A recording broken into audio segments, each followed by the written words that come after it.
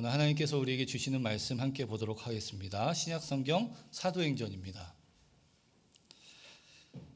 신약성경 사도행전 17장 20절에서 23절까지 말씀입니다.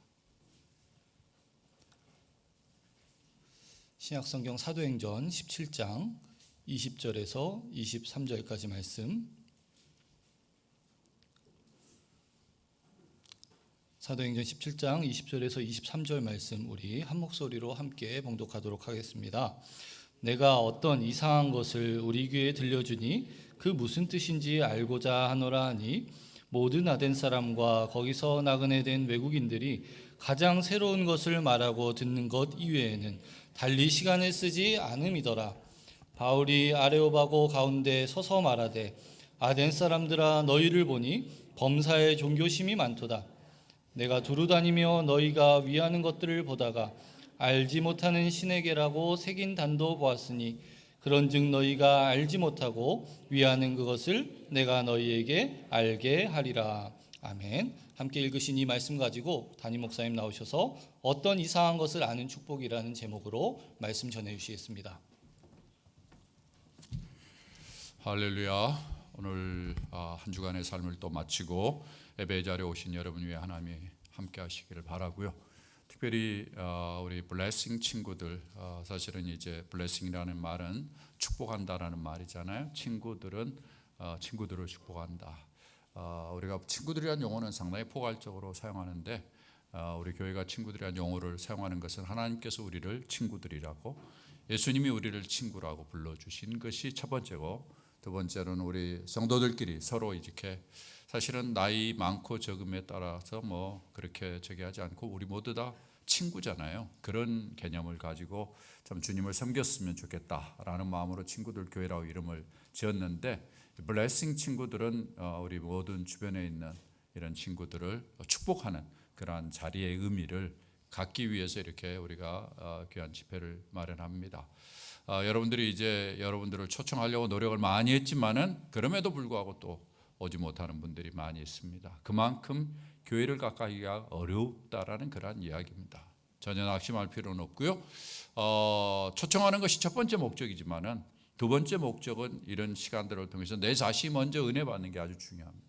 내 심령이 부흥하고 내가 다시 한번 주님 앞에 바로 서는 그러한 계기를 갖는 것이 무엇보다 중요하기 때문에 여러분들이 그렇게 이런 시간들을 활용한다면은 많은 유익이 되리라고 그렇게 생각이 되어집니다.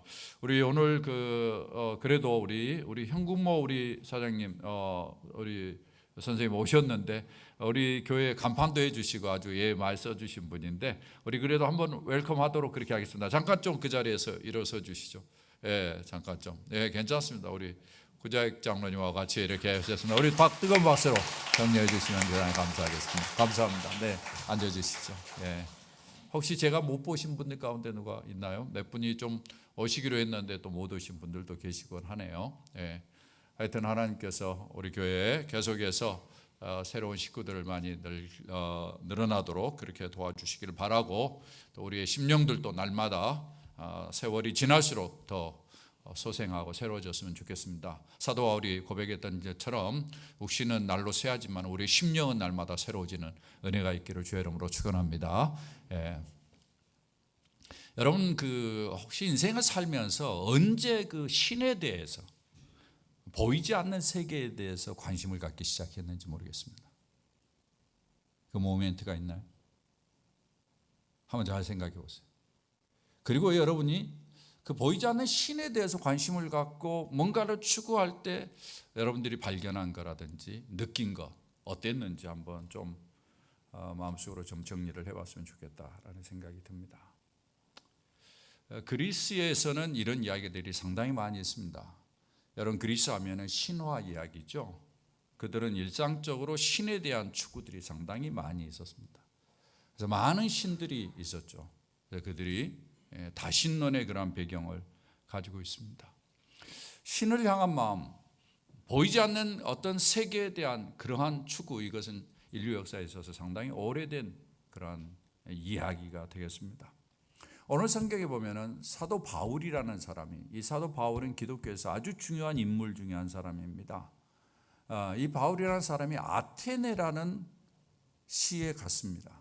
거기에 가서 있었던 일을 소개해 주고 있습니다. 여러분이 아신 대로 성경에는 아덴이라고 나와 있는데 이 아덴은 오늘날 그리스의 아테네를 이야기합니다. 성경은 그냥 어떤 좋은 이야기를 써놓은 게 아니에요. 역사 속에서 있었던 일을 써놓은 거예요. 그래서 성경의 지형을 보면은 흥미로운 것들을 많이 발견합니다.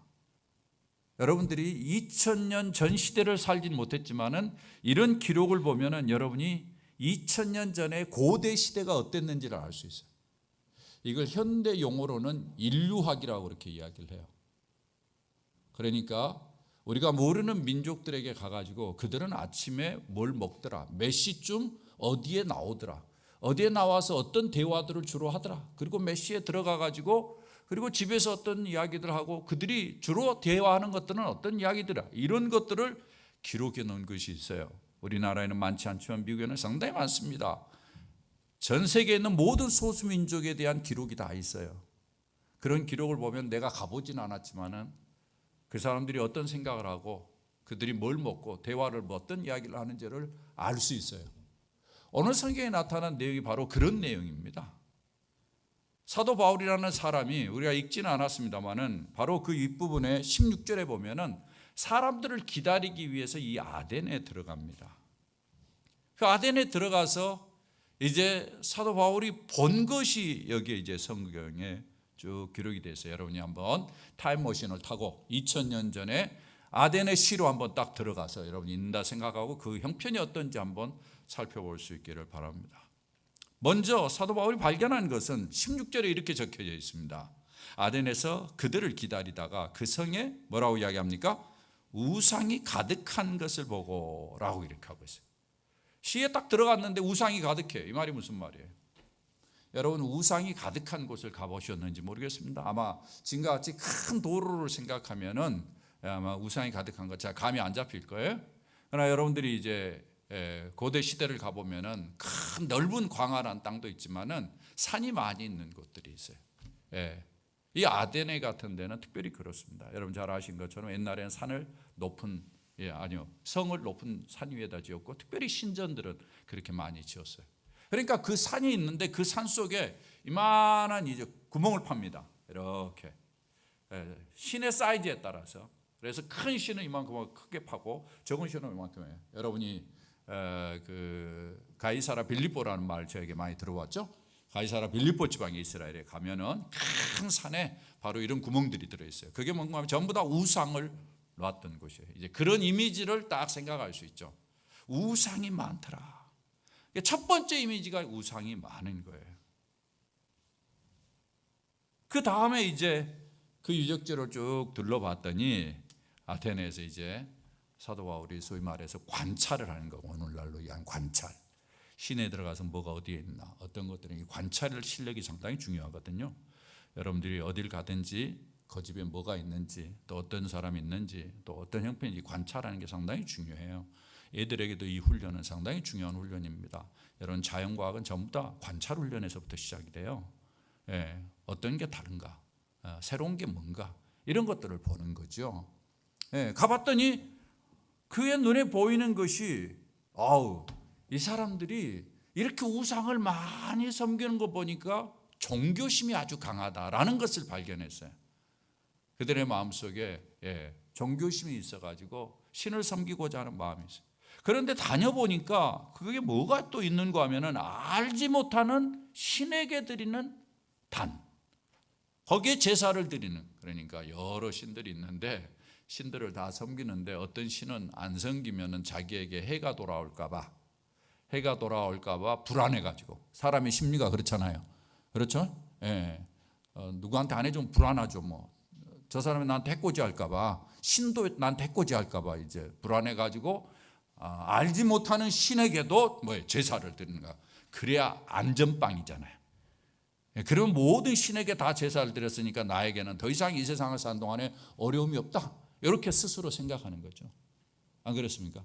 이게 당시 사람들의 세계관이에요.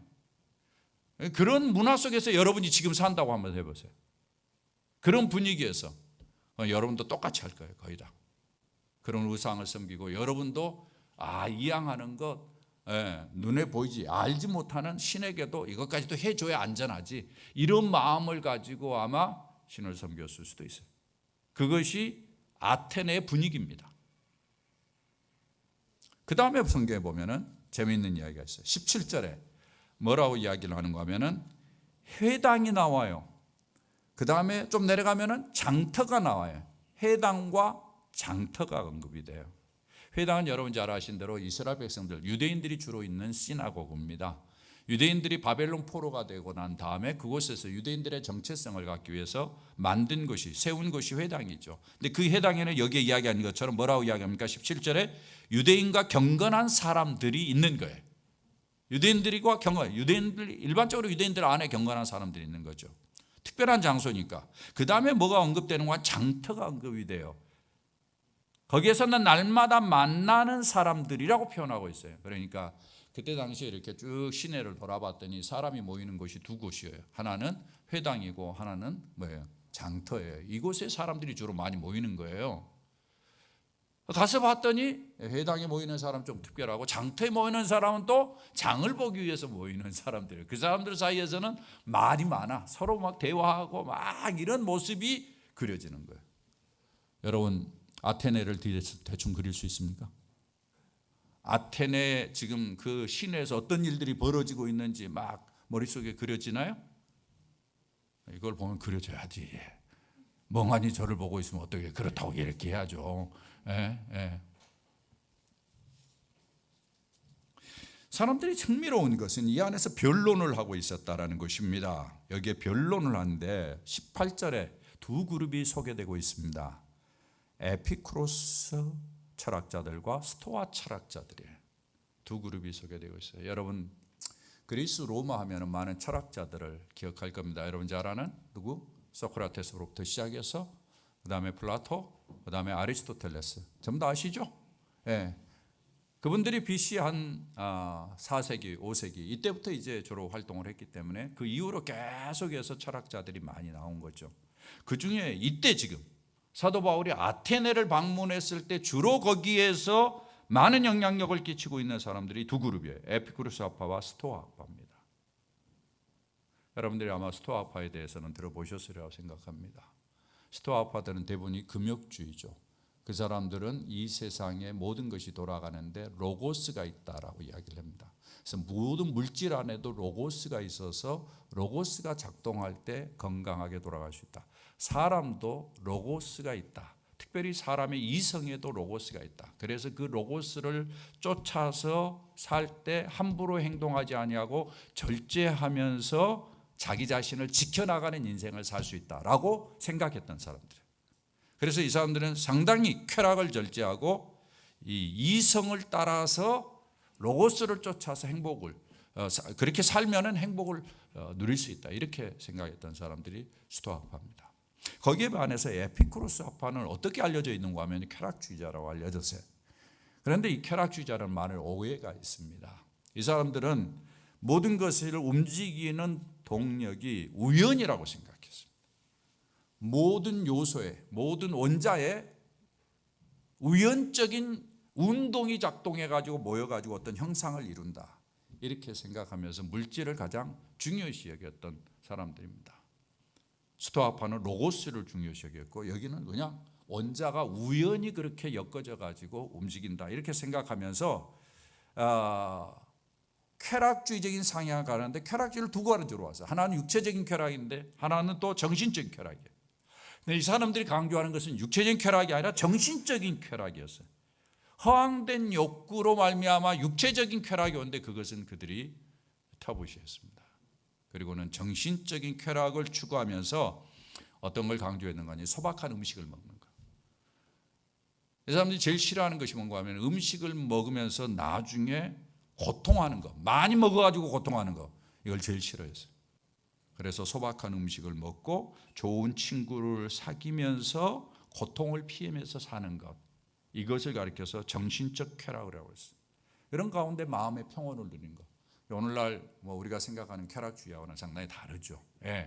이들이 강조한 건 정신적인 그런 쾌락, 즐거움, 이걸 강조했던 것이죠. 당시에 이런 사람들이 이런 이야기들을 하고 있었어요. 이런 가운데 이제 바울이 이 토론에 참여한 것입니다. 예. 바울이 여기에서 이제 참여했는데 당시의 사람들이 바울을 보면서 느꼈던 것이 있어요. 뭔가 하면은 바울이 말을 잘해.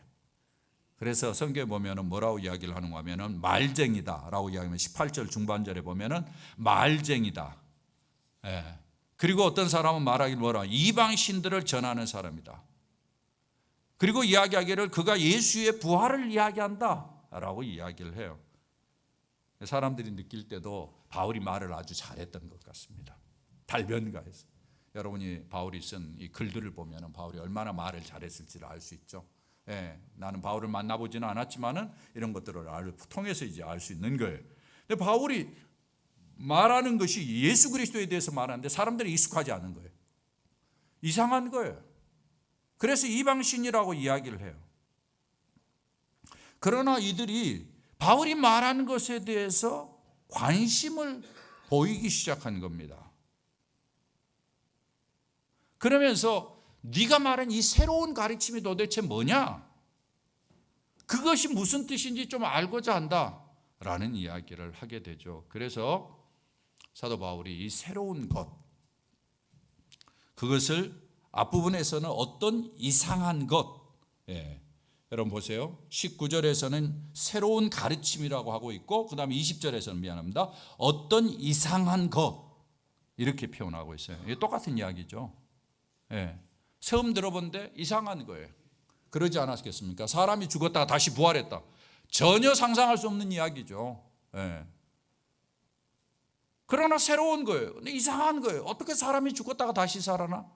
그래서 이 사람들이 이런 반응을 보이면서 이제 이야기를 시작합니다. 그렇게 하게 된 이유는 흥미로운 표현이 나와요. 여러분 성경 21절을 한번 봐보시죠. 사도행전 17장 21절. 여러분 이 내용들을 보면 상당히 재밌어요. 21절. 다 같이 한번 읽어봅니다. 시작. 모든 아덴 사람과 거기서 나그네 된 외국인들이 가장 새로운 것을 말하고 듣는 것 외에는 달리 시간을 쓰지 않음이라라. 그때 당시에도 이 시간을 어떻게 관리할 건지 타임 매니지먼트 원리가 있었어요. 놀랍지 않습니까?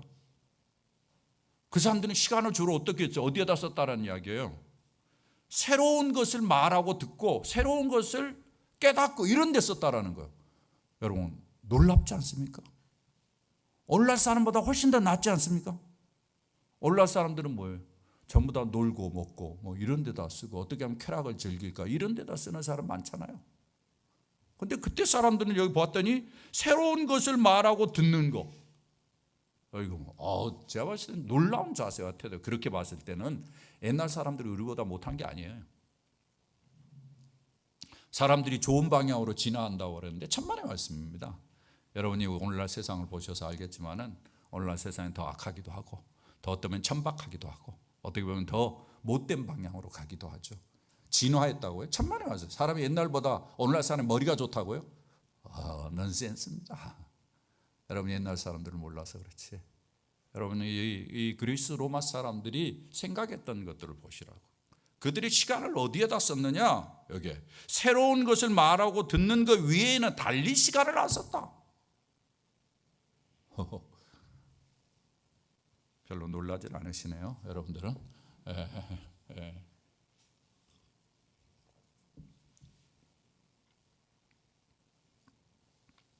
시간 관리를 아주 특별하게 했던 것을 볼 수 있습니다. 그런데 흥미로운 것은 이런 것에 대해서 사람들이 관심이 있을 때 이런 사람들에게 흥미를 주고 관심을 일으킬 만한 대화를 사도 바울이 하고 있다는 거예요.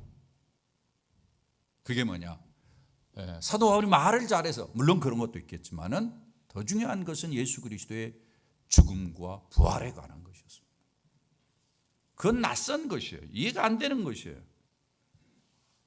그래서 그들이 이제 관심을 보이고 이것을 알고자 합니다.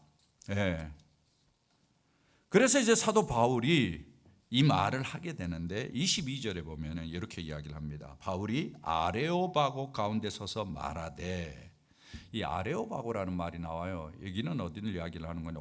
본래는 아레스의 언덕이라는 말입니다. 여러분 그리스를 가보시면 아덴을 가봤지만은 이 언덕들이 상당히 많이 있죠. 높은 산들이 있는데 그런 언덕인데 헬라의 개혁자 솔론이라는 사람은 사람이 세운 대법원이 여기에 있었다고 합니다. 그래서 주로 이 법정 소송을 다루는 법원 역할을 했던 것이 이곳인데 이제 로마로 바뀌잖아요.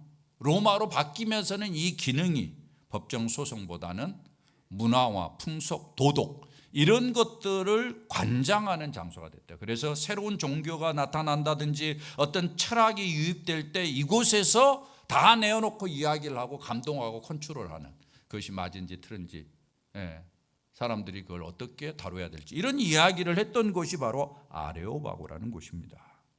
거기에서 사도 바울이 이제 말을 하기 시작한 겁니다. 어떤 말을 하느냐 여러분 보십시오. 22절 하반절에 보면 너희를 보니 범사에 종교심이 많다. 사도 바울이 관찰한 걸 이야기하고 그 다음에 23절에 보면 내가 두루 다니며 너희가 위하는 것들을 보다가 알지 못하는 신에게라고 새긴 단도 보았다. 이렇게 이야기를 합니다.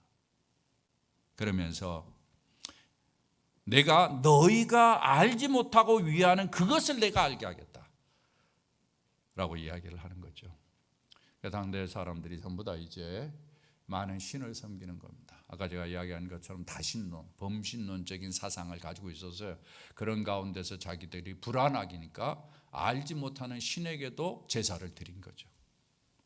이런 거 보면은 서양의 모습이나 동양의 모습이나 비슷한 것 같아요.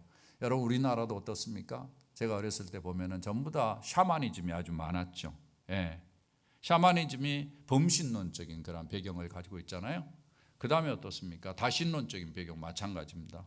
불교, 유교 다 보면 어때요? 오늘날 사람들이 어쩌면 점을 많이 보는 것도 그런 배경이 다 가지고 있는데 뭐예요? 신들을 섬기는 거죠. 그리고는 뭔가를 알고 싶은 거죠. 이 문화적인 배경과 다 연관이 있는 거예요. 그러면서 불안해. 그러면서도 계속 두려운 거예요.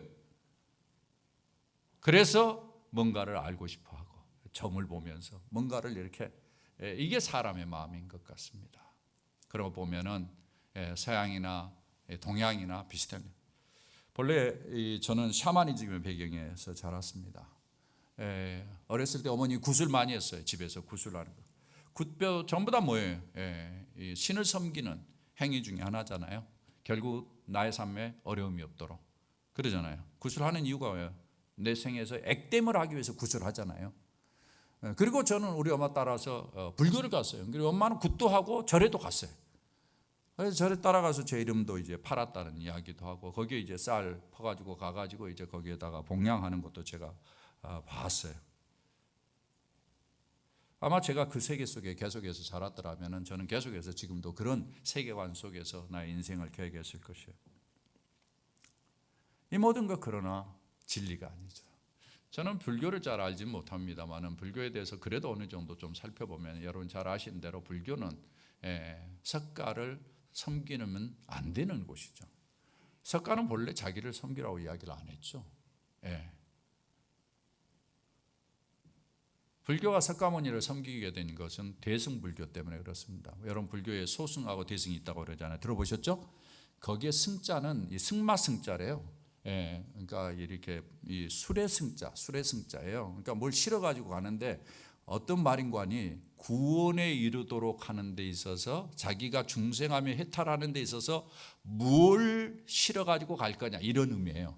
소승은 개인이 자기의 노력을 실어 가지고 가는 그래서 해탈하고 그런 것을 소승이라고 그러고 대승은 뭐고 하면 개인이 혼자서 이 고뇌하고 혼자서 그렇게 막 노력해 가지고 열반에 이르려고 하는 게 너무 버거워. 그러니까 혼자 하지 말고 같이 하자. 그래가지고 여러 사람들 모아 그들을 중생이라고 그러잖아요. 중생. 여러 사람들이 같이 모여가지고 하는데 노력을 하는데 그 중에서 또 더 약한 사람이 있어. 그런 약한 사람들은 이렇게 소승처럼 노력하고 애쓰질 않아. 그러니까 어떻게 해요? 야, 그 연약한 사람들을 위해서 연약한 사람들은 자기 힘으로가 아니라 누군가를 붙잡고 구원에 이르려고 그러잖아요. 그래서 그 사람들을 위해서 만든 게 석가를 섬기도록 만든 거예요. 석가를 신격화시키는 거예요. 그래가지고 너는 부족하니까 그냥 석가를 신으로 섬기고 그만 붙잡고 가라 이렇게 된 거예요. 그래서 사실은 석가를 섬기는 거예요. 그게 한국에만 그렇게 있는 거죠. 한국에 주로 있는 거죠. 다른 데 불교는 전부 다 소승의 그런 전통을 가지고 있잖아요. 네. 그게 뭐예요? 전부 다 뭐예요? 자기가 노력해가지고 구원을 얻겠다고 하는데 거기에 진리가 없죠. 불교는 본래 고통의 문제입니다. 인간의 고통의 문제를 어떻게 해결할 건가? 그들이 이야기하고 고통을 다 벗어버리자. 고통을 다 비우자. 공으로 가자. 네. 그 이야기를 하잖아요. 그리고 무수한 윤회를 말합니다. 거기에는 인간의 인격이라는 것이 없죠. 네. 그런 생각을 가지고 인생을 산다? 제가 봤을 때는 인생이 건강하지도 않고 다이나믹하지도 않고 거기엔 진리가 없는 거죠. 유교도 마찬가지예요. 여러분 유교 잘 아시다시피 그냥 유교의 사생과는 평안히 살다가 평안히 죽는 것이잖아요. 살 때는 조상을 잘 섬기고 죽어서는 자손으로부터 제사를 받으면서 그렇게 지내는 거. 그게 유교예요. 유교의 규범이 약간 있죠. 선을 위한 규범, 선을 통해서 성을 이룬다. 뭐 이렇게 이야기하는데 우리 내면에 선이 있다고 이야기를 하잖아요. 그러나 인생을 살아보면 우리 안에 선이 있나요? 모든 사람들에게 죄성이 있어가지고 악이 도사리고 있잖아요. 그걸 사람들이 살면서 발견하는 거예요. 그러니까 아무리 그렇게 성인으로 되고자 노력한다 해도 안 되는 거죠. 그러니까 나중에는 어때요? 이율배반적으로 그냥 그렇게 인생을 살아가는 거죠. 거기에 어떤 진리가 없는 거예요.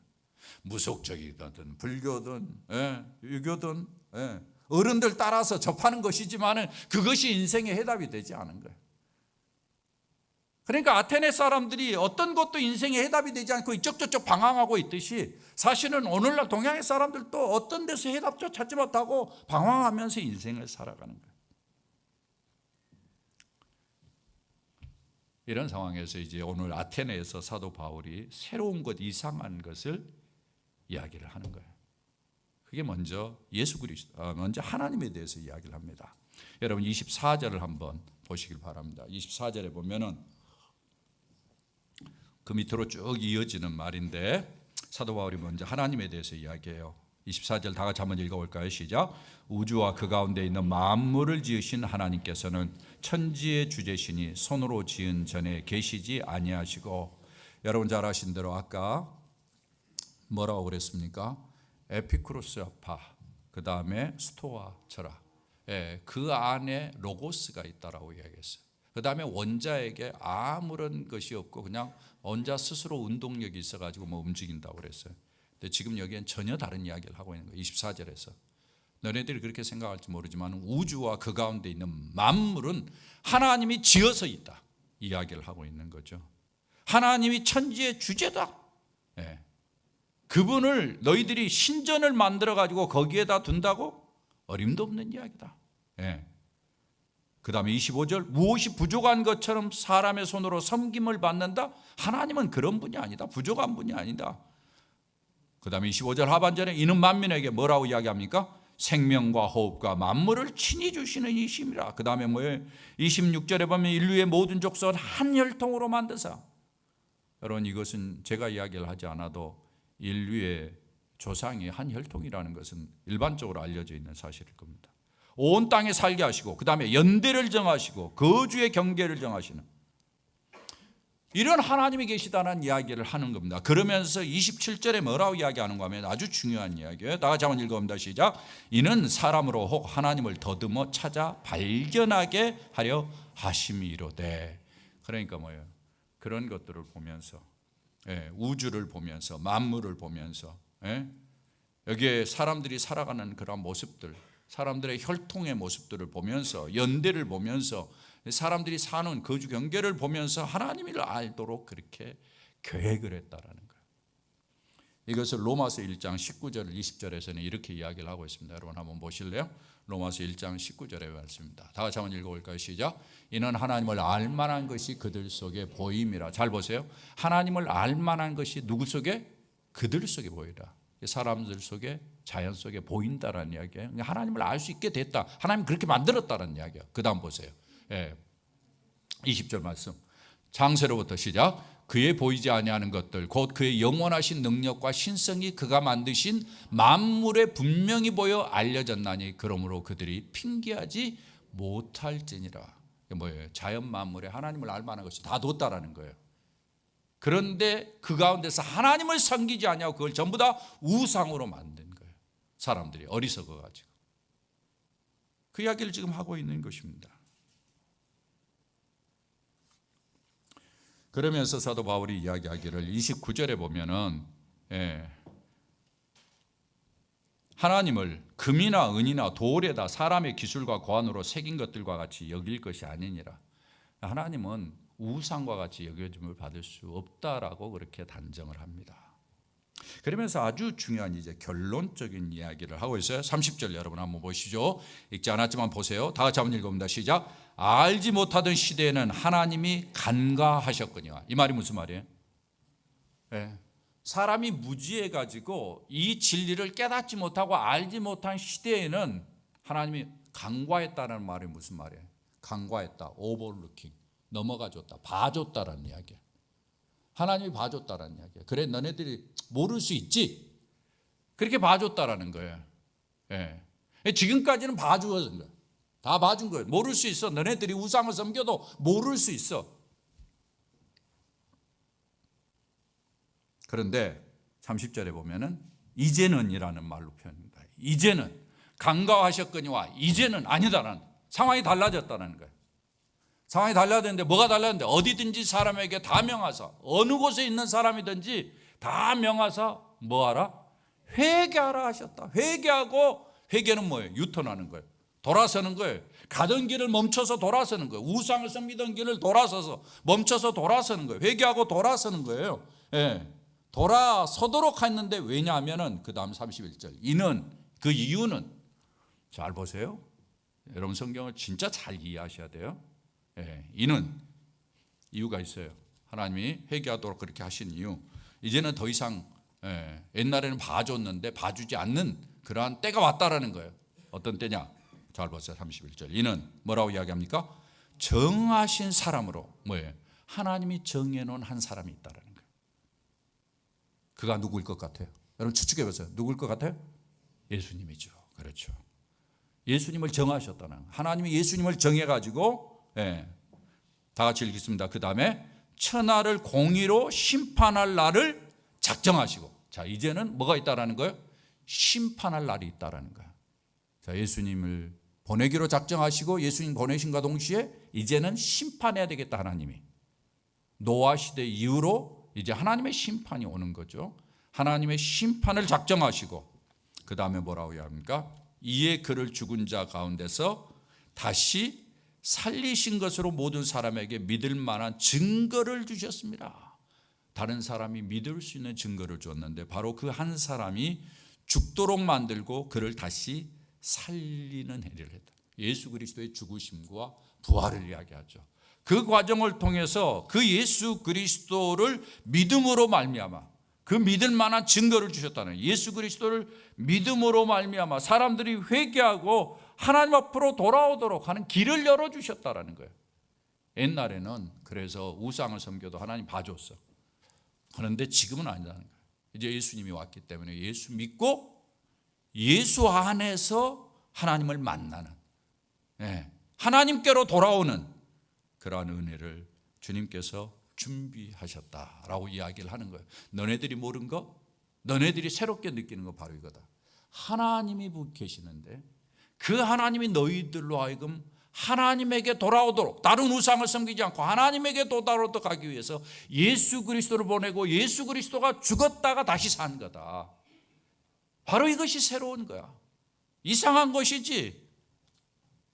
그러나 이걸 믿을 때, 이 사실을 믿을 때 너희들이 인생이 달라지는 거야 라고 이야기를 하고 있는 것입니다. 진짜 이상한 거죠. 일반 사람들이 들었을 때 이상한 거죠. 근데 사도 바울이 지금 이야기를 해요. 사도행전은 누가가 썼습니다만 사도 바울이 이야기를 하는데 사도 바울이 어떻게 이야기를 하게 됐을까? 여러분 잘 아시는 대로 사도 바울이라는 사람은 유대인입니다. 유대인이기 때문에 그 사람은 하나님만 알았어요. 예수 그리스도를 몰랐어요.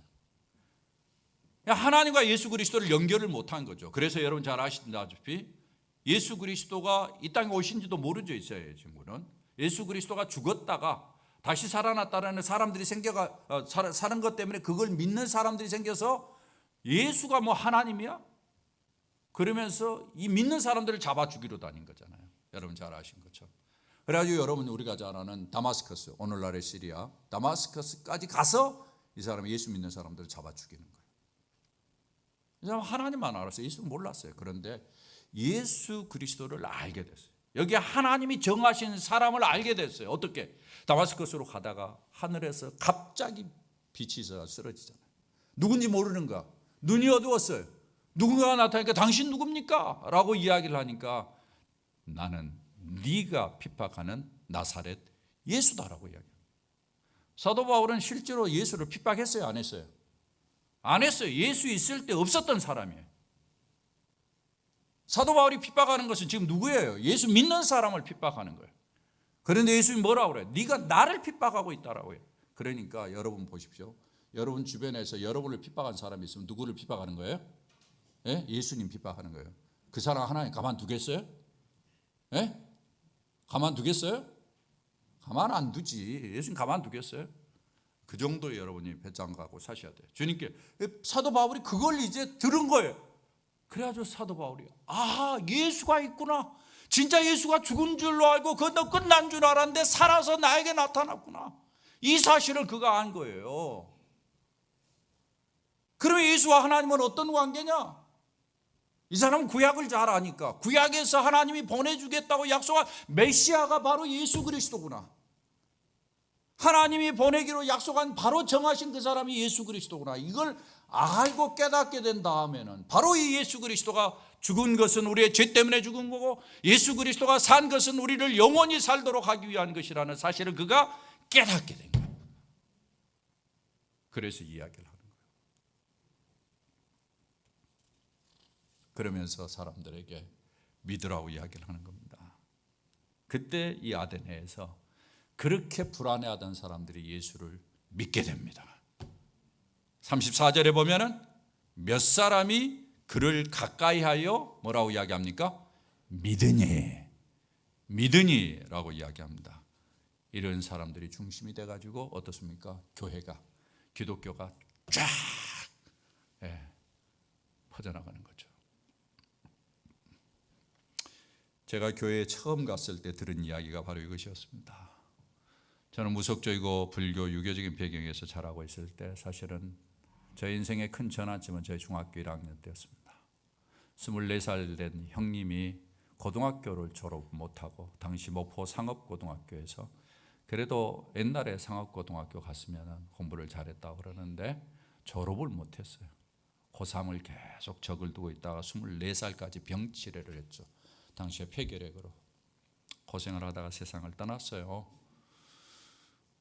그 모습을 보면서 제 마음속에 그런 생각이 들었어요. 그 형님이 저랑 제일 가까웠어요. 그 형님하고 저만 마지막 자가 형자예요. 그 형님의 이름은 연형이고 저 이름은 만형이에요.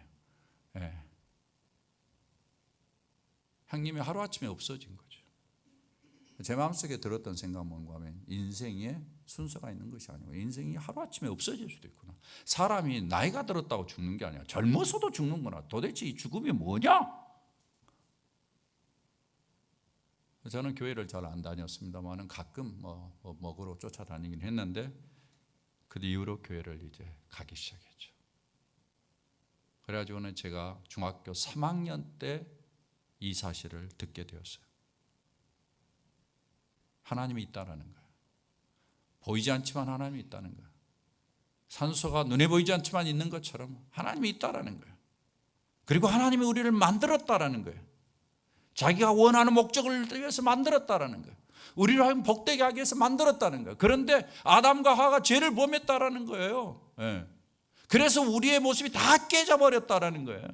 인간에게 고통이 있고 아픔이 있고 결국 죽음이 있는 것은 사람들 사이에서 많은 갈등이 있는 거 서로 죽이고 죽는 일들이 있는 것은 바로 아담의 죄 때문이라는 거예요. 죄가 문제라는 거예요. 죄가 인생을 이렇게 골치 아프게 만든다라는 거예요. 예. 저는 그때 당시에 죄는 어머니 포켓 뒤져가지고 동전을 훔친 죄밖에 없어요. 예. 우리 어머님이 쌀 장사를 하고 있었으니까 대박에다가 동전을 많이 놔뒀어요. 제가 그 동전을 훔친 죄를 가지고 있었습니다. 그래서 어찌든 죄는 죄니까 제가 그것을 회개하는데 나중에 깨닫는 것은 하나님을 믿지 않는 게 죄였어요. 하나님이 이렇게 보여줬음에도 불구하고 유턴하지 아니하고 계속해서 하나님을 멀리하고 있는 게 죄라는 것을 깨달았어요.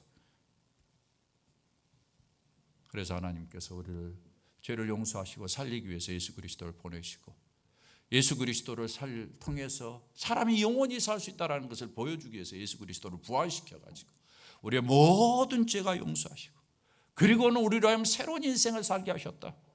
하나님이 너를 알고 있다. 하나님이 너를 향한 계획을 가지고 있다. 하나님이 오늘도 너를 붙잡고 있어. 이것이 저의 인생을 변화시켰습니다. 내 인생의 목적이 있다. 비전이 있다. 그건 하나님을 기쁘시게 하는 것이다. 그 일을 위해서 내가 인생을 살아야 된다. 제 삶에 변화가 있었습니다. 나쁜 습관들이 있었는데 다 잘라내기 시작했죠. 왜? 하나님이 기뻐하시지 아니하니까.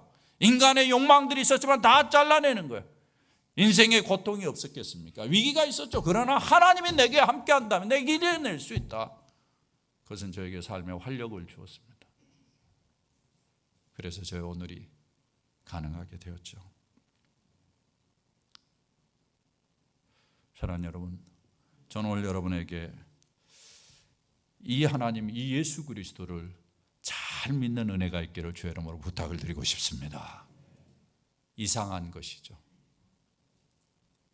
우리가 몰라서 이상한 것이지 알면은 이것처럼 잘 왁구가 맞은 비밀이 없습니다. 성경에 나타난 비밀처럼 이것처럼 왁구가 잘 맞은 비밀이 없어요. 여러분 다 찾아보세요. 이 세상에 있는 어떤 이론도 이렇게 왁구가 맞지 않습니다. 저는 우리 식구들이 예수 잘 믿었으면 좋겠습니다. 하나님 잘 섬겼으면 좋겠습니다. 교회, 여러분 교회는 이걸 위해서 존재하는 거예요. 여러분 인생 살면서 예수 잘 믿고 하나님 잘 믿고 그렇게 인생 살면 되는 거예요. 교회 와서 다른 것 추구하지 마세요. 예. 가장 중요한 게 이것이에요. 여러분이 그렇게 해서 예수 안에서 하나님 안에서 좋은 관계가 형성이 되면 여러분의 인생은 그대로 저는 행복하려 저는 믿습니다.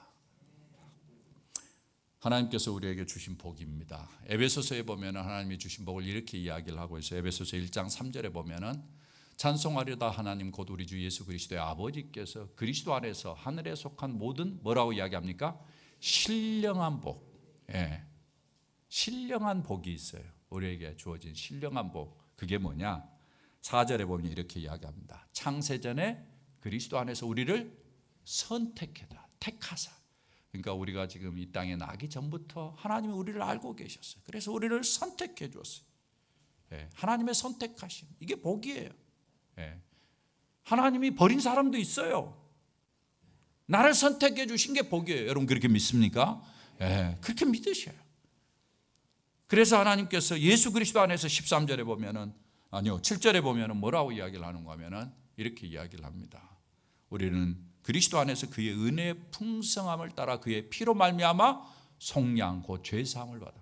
예수 그리스도를 통해서 대가를 지불하고 속량이라는 말이 그런 데 아니라 대가를 지불하고 죄 사함을 허락해 줬어요. 우리의 죄를 다 용서해 줬어요. 죄를 용서받는 게 복이에요.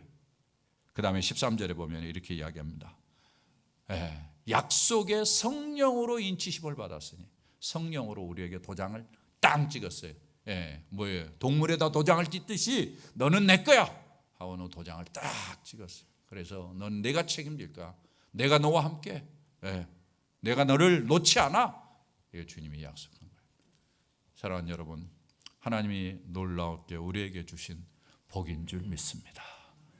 이런 복을 갖고 사니까 인생이 좋죠. 그렇지 않습니까, 여러분? 하나님의 사랑을 생각하고 예수님이 이루어 주신 일들을 생각하고 성령이 오늘도 나를 붙잡고 나와 함께 인생길을 간다니 걱정할 게 뭐가 있어. 제가 지난 며칠 동안 참 어려운 시간을 보냈습니다. 참 눈물도 많이 흘리고 울기도 많이 했는데 제가 아끼던 후배가 서울에서 사역을 하고 있었어요. 우리 교단이 화평교회라고 성능역에 있는 교회죠. 거기 부목사로 있다가 한 10여 년 전에 전라남도 보성으로 갔어요. 목회를 하러. 여러분 TV에서도 나왔을 거라고 생각합니다만은 17살 된 막내딸이 있었어요. 고등학교를 다녔는데 그날 머리가 좀 아프기도 하고 이제 또 치과 치료도 해야 되고 그래서 조퇴를 하고 버스 정류장에 앉아 있었습니다. 여러분 TV 보신 분은 아실 거예요. 승용차가 그 정류장을 들이받았어요. 그래서 그 아이가 그 자리에서 즉사했어요. 저는 이제 그 이야기를 들으면 소름이 돋아요. 아주 뭐 너무너무 힘들어요. 저는 그런 이야기를 들으면. 아버지가 갔더니 다 애가 깨져서 안 부서진 것이 없을 정도로 다 부서진 거죠. 제가 장례식 못 갔습니다만은 편지를 보내왔어요. 그 편지에 이런 글이 있었습니다. 잠을 이룰 수가 없어서 밤이 새도록 길을 걸었습니다. 참 이 아버지의 마음을 우리가 보는 거죠. 아마 자식들 때문에 고통하신 분들은 이 말들을 충분히 이해하시리라고 생각합니다. 아무리 찾아도 다희, 딸 이름이 다희예요. 다희를 찾을 수가 없습니다. 딸을 잃어버리고, 그 다음 참 중요해요. 딸을 잃어버리고서야 아들을 잃어버린 하나님 아버지의 마음을 배웁니다. 십자가에 못이 박혀서 다 찢긴 아들을 잃어버리는 그 하나님의 마음을 딸을 잃어버리고서야 배웠다는 이야기.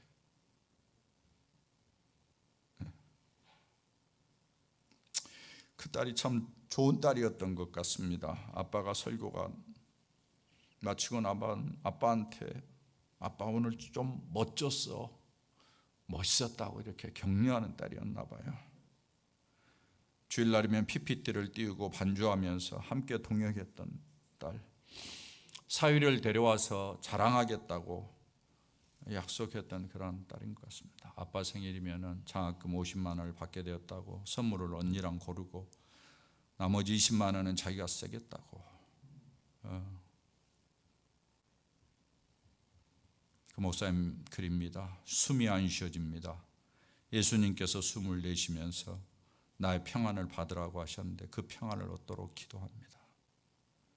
예수님께서 고난을 경험하시고 고난을 가져가시고 영광을 입혀주신 것을 감사합니다. 좋으신 예수님이 슬픔을 겪으셨기에 내가 슬픔을 이길 수 있고 아버지 하나님의 아들을 잃으셨기에 나를 찾으신 줄 믿습니다. 주님, 우리가 더욱 주님을 사랑하게 하옵소서. 주님, 우리가 주님의 고난을 통하여 위로와 능력을 더 깊이 경험할 수 있게 하옵소서. 여러분 인생을 살면서 누가 이런 글을 쓰게 할까요? 자식을 먼저 보내는 상황에서 어떻게 이렇게 할 수 있을까요?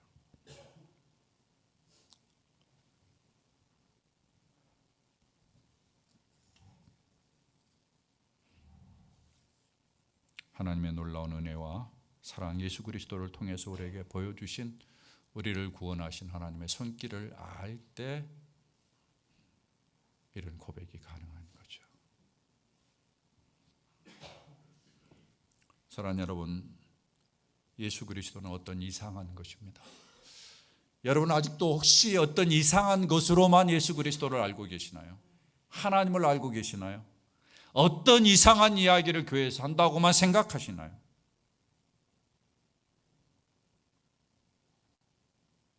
이상한 것이 아닙니다. 이상한 것이 결코 아닙니다. 하나님이 우리를 사랑했고 하나님이 우리를 위해서 아들을 내어주었고 하나님 마지막까지 우리를 책임지기 위해서 우리 안에 성령을 주셔서 우리를 붙잡고 우리를 이끌어 가시는 줄 믿습니다. 이것은 이상한 것이 아니라 비밀입니다. 이 비밀을 아는 자가 복이 있는 것이죠. 오늘 이 비밀을 여러분들이 잘 알고 이 비밀을 그대로 믿고 여러분의 인생을 산다면 여러분의 인생은 진정한 행복된 삶이 되리라고 저는 믿습니다. 이러한 은혜가 우리 모두에게 있기를 주의 이름으로 축원합니다. 아버지 고맙습니다.